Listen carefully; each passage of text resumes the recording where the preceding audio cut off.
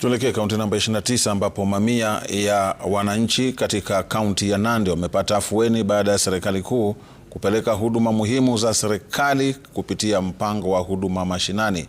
Zoezi hilo lililowaleta pamoja maofisa kutoka idara mbalimbali liliwalenga zaidi wazee, wagonjwa na vijana ambao mara nyingi hukumbwa na changamoto za kusafiri mwendo mrefu kutafuta huduma hizo mijini. Tumeletea huduma zetu hapa mashinani. Tunaona watu hapa wanajisajili KRA, SHA na IBC.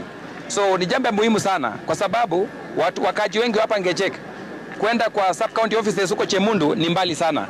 So tumeletewa services hapa nyumbani na tunafurahia sana. Kutokana na siku hii tunapokea feedback.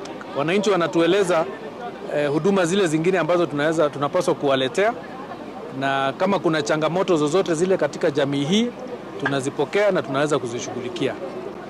Katika kikao chetu na viongozi, sababu wazee wa sehemu hii waliomba nafasi kukutana nami, wameweza kutuelezea mambo kadhaa yanayohusu sehemu hii. Moja ni mambo ya physical planning ya hii shopping center yao, jambo ambalo County Government of Nandi kupitia kwa Sub County Administrator na Member of the County Assembly wameweza kulinakili na wameahidi kwamba litaweza kushughulikiwa. Tukisalia huko